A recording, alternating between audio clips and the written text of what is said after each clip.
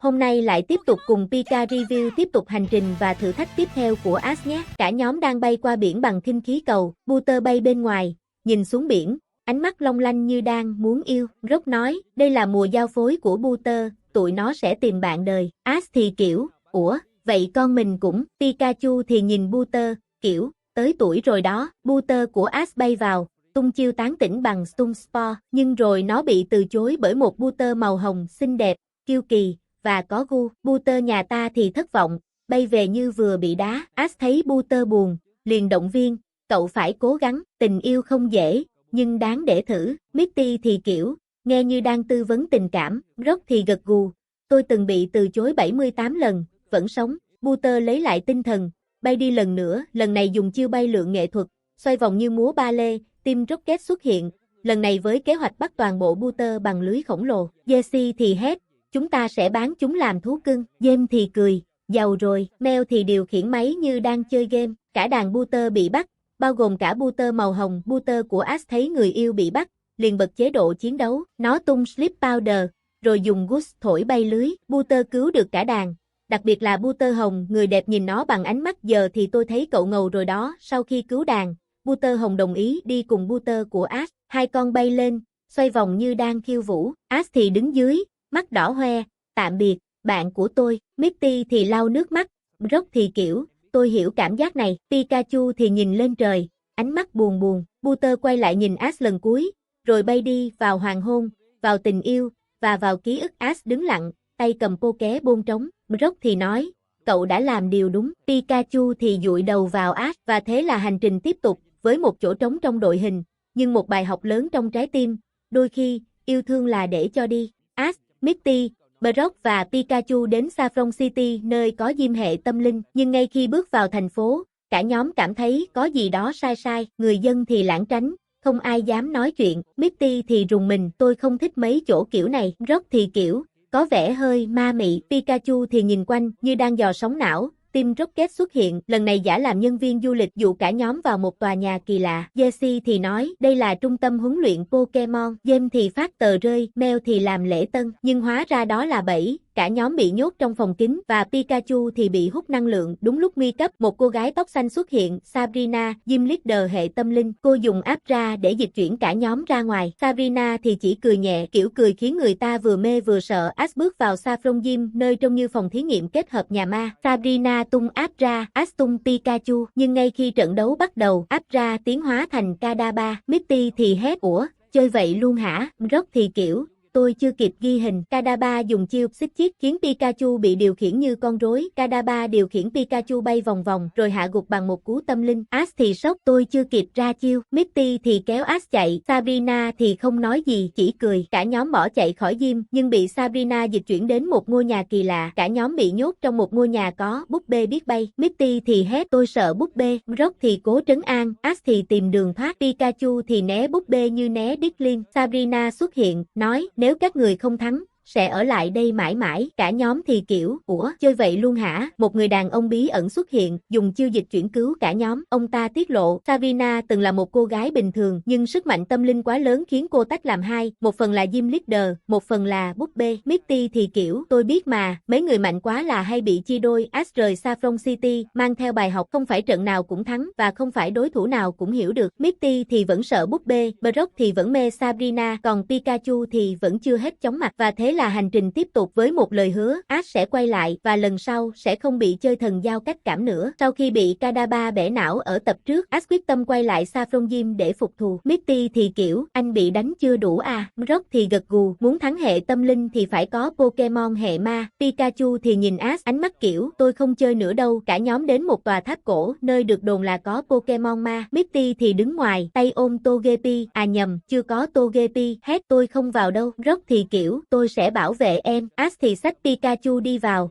như thể đang đi săn ma. Pikachu thì rung như cầy sấy trong tháp. Ash và Pikachu gặp Gastly, Haunter và Gengar, bộ ba Pokemon hệ ma chuyên nghề dọa người. Gengar bay xuyên tường, Haunter thè lưỡi, Gastly thì cười như Joker. Ash thì hét tôi không sợ, rồi ngất xỉu. Pikachu thì đứng hình, mắt trắng như bị lỗi hệ thống. Ash và Pikachu tỉnh dậy nhưng không thấy cơ thể mình. Họ bay lơ lửng xuyên tường, nhìn thấy Misty và Brock đang khóc. Misty thì kiểu Ash chết rồi, Brock thì thắp nhang. Ash thì hét tôi chưa chết. Pikachu thì bay vòng vòng, kiểu ủa tôi là ma thiệt hả? Gengar, Haunter và Gastly không hề ác, họ chỉ cô đơn. Họ chơi với Ash và Pikachu như bạn thân, bay vòng vòng, chơi trốn tìm, kể chuyện cười. Ash thì kiểu ủa mấy đứa này dễ thương mà. Pikachu thì cười khúc khích, lần đầu thấy ma mà không sợ. Sau khi chơi đủ trò, bộ ba ma trả Ash và Pikachu về lại cơ thể. Misty thì ôm Ash, Brock thì kiểu tôi biết cậu chưa chết mà. Ash thì cảm ơn Haunter và Haunter quyết định đi theo Ash để giúp đấu với Sabrina. Pikachu thì nhìn Haunter kiểu mi mà giật tôi là tôi giật lại. Ash có thêm Haunter, Pokemon hệ ma, biết bay, biết dọa và biết chơi khăm. Misty thì vẫn sợ ma, Brock thì vẫn mê gái, còn Pikachu thì vẫn chưa hết sốc. Và thế là hành trình tiếp tục với một đồng minh mới và một lời hứa, lần tới quay lại Saffron, Ash sẽ không bị bể não nữa. Sau khi kết bạn với Haunter ở tháp ma, Ash quay lại Saffron City để phục thù. Misty thì kiểu anh chắc chưa? Brock thì gật gù, có Haunter rồi, lần này ổn. Pikachu thì nhìn Ash, ánh mắt kiểu tôi vẫn chưa quên vụ bay vòng vòng. Ash thì hùng hổ, tôi sẽ thắng lần này. Cả nhóm bước vào Saffron Gym, nơi vẫn u ám như phòng thí nghiệm bị bỏ hoang. Sabrina xuất hiện, ánh mắt lạnh như đá, tay ôm búp bê. Misty thì rùng mình, Brock thì vẫn mê, còn Ash thì tuyên bố tôi đã sẵn sàng. Sabrina chỉ cười nhẹ, kiểu cười khiến người ta muốn quay xe. Ash lại tung Pikachu. Misty thì hét ủa còn Haunter đâu? Brock thì kiểu anh quên Pokemon hệ ma rồi hả? Pikachu thì nhìn Ash, ánh mắt kiểu tôi không muốn bị bể não lần nữa. Kadaba xuất hiện, tung chiêu xích chiếc. Pikachu bay vòng vòng như đang chơi tàu lượn. Ash gọi Haunter nhưng không thấy đâu. Misty thì hét anh bị lừa rồi. Brock thì kiểu chắc nó đang chơi trốn tìm. Sabrina chuẩn bị kết thúc trận đấu. Kadaba thì giơ thì lên, Pikachu thì sắp ngất. Ash thì tuyệt vọng, Haunter đâu rồi? Đúng lúc căng thẳng nhất, Haunter xuất hiện với mặt hề, bong bóng và trò ảo thuật. Nó không đánh, chỉ chọc cười. Kadaba thì cười lăn, Sabrina thì lần đầu tiên cười. Misty thì kiểu ủa đây là trận đấu hay chương trình hài? Brock thì rơi nước mắt, cô ấy cười rồi vì Kadaba bị Haunter làm cười đến mức không thể chiến đấu. Sabrina tuyên bố Ash thắng. Ash thì kiểu ủa vậy là tôi thắng bằng hài hước. Misty thì cười, Brock thì vẫn mê, Pikachu thì thở phào. Haunter thì bay vòng vòng, tung hoa giấy như đang diễn xiếc. Sabrina cảm ơn Ash vì đã giúp cô cảm nhận lại cảm xúc. Haunter quyết định ở lại với Sabrina để giúp cô vui vẻ hơn. Ash thì chia tay Haunter, Misty thì mỉm cười, Brock thì nói cười là liều thuốc tốt nhất. Pikachu thì nhìn Haunter kiểu tôi tha cho lần này. Và thế là hành trình tiếp tục với một huy hiệu mới, một bài học mới và một Ash thắng bằng hài. Ash,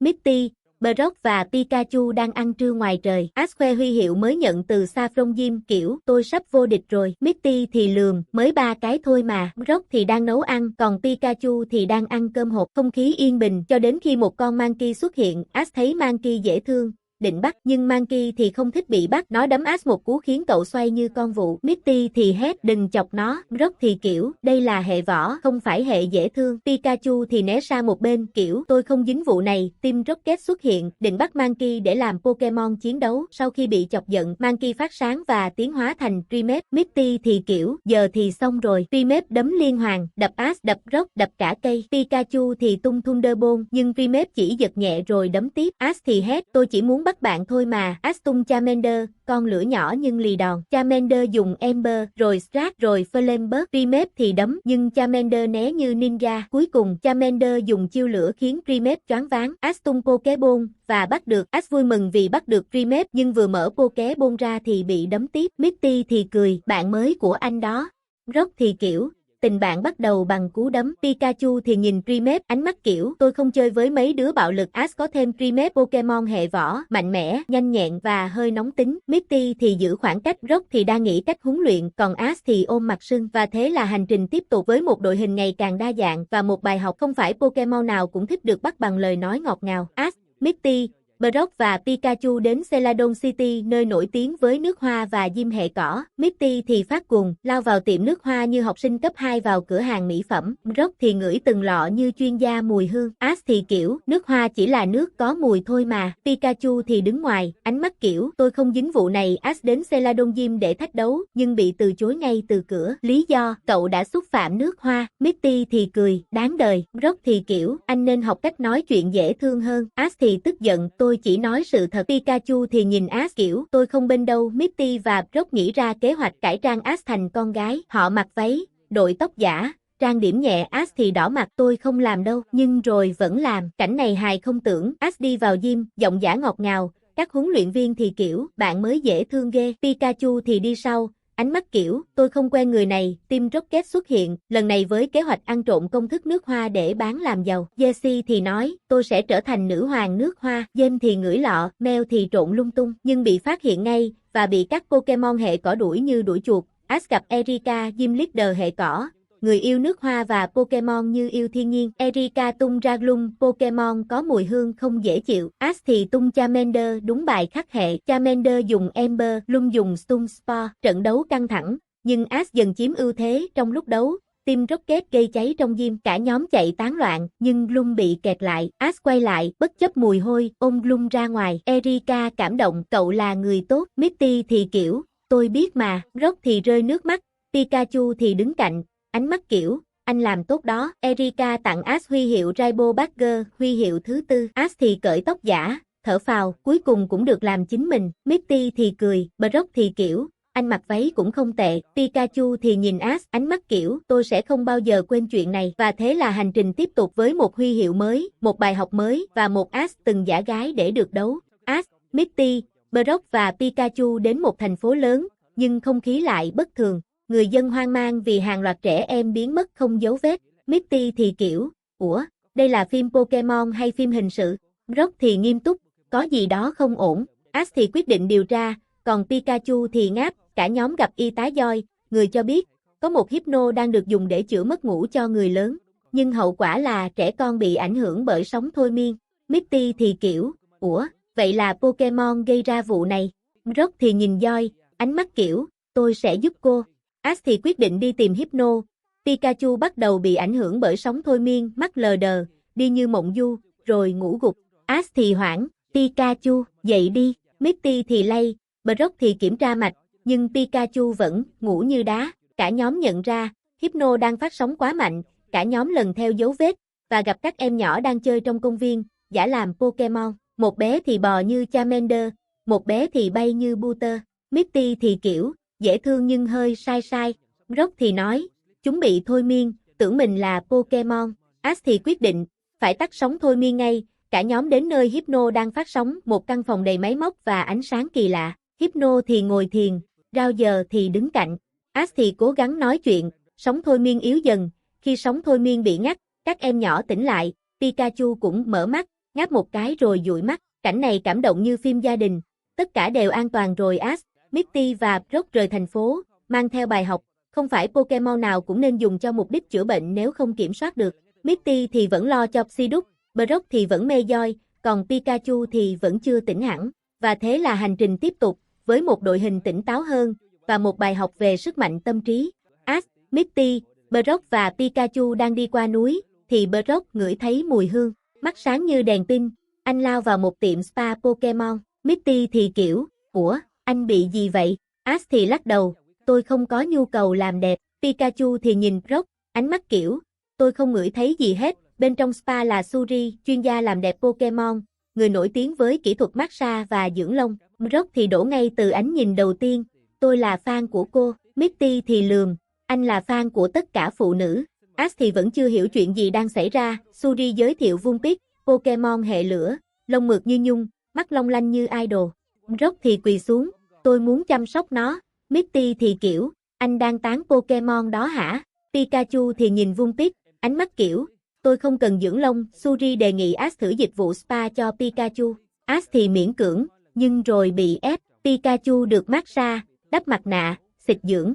Ash thì ngồi cạnh, mặt đỏ như cà chua. Misty thì cười, nhìn anh như đang đi làm đẹp lần đầu. Brock thì ghi chép kỹ thuật như học sinh giỏi, Team Rocket xuất hiện, lần này định ăn trộm Vumpix để bán làm thú cưng cao cấp. Jesse thì nói, con này bán được giá lắm, James thì mang lồng, Mel thì tung khói. Nhưng Vumpix không phải dạng vừa tung Ember khiến Team Rocket cháy xém. Rồi Pikachu giật điện tiễn cả nhóm bay lên trời lần thứ 28, sau khi thấy Brock chăm sóc Vumpix tận tình, Suri quyết định tặng Vumpix cho Brock để tiếp tục hành trình. Brock thì xúc động như vừa được tỏ tình. Misty thì kiểu, anh lại có crush mới rồi. Ash thì chúc mừng, Pikachu thì nhìn Vumpix, ánh mắt kiểu, chào mừng đến với hội lông mượt Ash. Misty và Brock rời spa, mang theo một thành viên mới, Vumpix, Pokemon hệ lửa, sang chảnh, dễ thương, và biết phản công. Brock thì ôm Vumpix như ôm gối ôm, Misty thì vẫn chưa hết cười, còn Pikachu thì vẫn chưa hết mùi dưỡng. Và thế là hành trình tiếp tục, với một đội hình đẹp hơn, và một Brock càng mê gái hơn. Ash, Misty, Brock và Pikachu đến một thị trấn nơi đang tổ chức giải đấu Pokemon quyền Anh. Misty thì kiểu, ủa, Pokemon cũng có boxing hả? Brock thì phấn khích, đây là cơ hội cho Primeape. Ash thì nhìn Primeape, ánh mắt kiểu, mi đừng đấm tao nữa là được. Pikachu thì đứng ngoài, kiểu, tôi không chơi mấy môn bạo lực. Ash đăng ký Primeape tham gia giải đấu, nhưng vừa bước lên sân khấu giới thiệu thì bị Primeape đấm một cú bay khỏi khung hình. Misty thì cười, bạn thân đó hả? Brock thì nói, cần huấn luyện gấp. Pikachu thì nhìn Primeape, ánh mắt kiểu, tôi từng như vậy, giờ tôi ngoan rồi. Brock quyết định huấn luyện Primeape theo phong cách Rocky, chạy bộ, đấm bao cát, ăn kiêng. Primeape thì đấm mọi thứ, kể cả cây, tường, và Ash. Misty thì làm cổ động viên, Pikachu thì mang khăn lau mồ hôi. Cảnh này như phim thể thao nhưng phiên bản Pokemon, Team Rocket xuất hiện, lần này giả làm trọng tài và huấn luyện viên để phá giải đấu. Jesse thì mặc vest, James thì cầm micro, Mel thì đeo kính. Họ định tráo Pokemon, phá bảng điểm, và ăn trộm cúp, nhưng bị phát hiện ngay khi James lỡ miệng đọc sai tên Pokemon. Primeape bước vào trận đấu với Hitmonchan, Pokemon quyền Anh chuyên nghiệp. Ban đầu Primeape bị áp đảo, nhưng sau khi nghe Ash cổ vũ, nó bật chế độ chiến đấu thật sự, tung liên hoàn đấm, né chiêu, và cuối cùng hạ gục Hitmonchan bằng cú đấm xoay vòng. Sau trận đấu, một huấn luyện viên quyền Anh chuyên nghiệp ngỏ ý muốn huấn luyện Primeape để trở thành nhà vô địch. Ash thì suy nghĩ, rồi quyết định tặng Primeape. Misty thì xúc động, anh biết cho đi rồi đó. Brock thì gật gù, Pikachu thì nhìn Primeape, ánh mắt kiểu, tạm biệt, bạn đấm. Ash rời thị trấn, mang theo bài học, đôi khi, để Pokemon phát triển tốt hơn, mình phải biết buông tay. Misty thì mỉm cười, Brock thì vẫn mơ mộng, còn Pikachu thì nhẹ người vì không còn bị đấm. Và thế là hành trình tiếp tục, với một đội hình nhẹ hơn, nhưng trái tim trưởng thành hơn. Ash, Misty, Brock và Pikachu đến một thành phố công nghiệp đầy khói bụi và tiếng máy móc. Pikachu bắt đầu phát sáng bất thường. Misty thì kiểu, ủa, nó bị gì vậy? Brock kiểm tra, có vẻ bị quá tải điện. Ash thì hoảng, Pikachu sắp nổ rồi hả? Pikachu thì giật nhẹ, ánh mắt kiểu, tôi không ổn đâu. Cả nhóm đưa Pikachu đến trung tâm Pokemon. Y tá Joy thì lo lắng, còn một Manemptix bí ẩn cứ bay theo Pikachu như fan cuồng. Misty thì kiểu, ủa, nó thích Pikachu hả? Brock thì phân tích, Manemptix bị thu hút bởi điện quá tải. Pikachu thì nhìn Manemptix, ánh mắt kiểu, tôi không có mút yêu đương đâu. Đúng lúc đó, nhà máy điện bị tấn công bởi một bầy Grimer Pokemon hệ độc, tràn ra như bùn lầy. Misty thì hét, tôi không muốn dẫm lên mấy thứ này. Brock thì cố giữ bình tĩnh, Ash thì tung Charmander, nhưng số lượng Grimer quá đông. Pikachu thì vẫn đang phát sáng như bóng đèn. Manemptix thấy Pikachu bị quá tải, liền giật điện giúp cân bằng. Sau đó, nó cùng các Mangenton khác tung chiêu Thunder Shock, khiến bầy Grimer bị đẩy lùi. Cảnh này như phim siêu anh hùng, ánh sáng chớp liên tục, Grimer bay tứ tung, nhà máy hồi phục. Pikachu thì thở phào,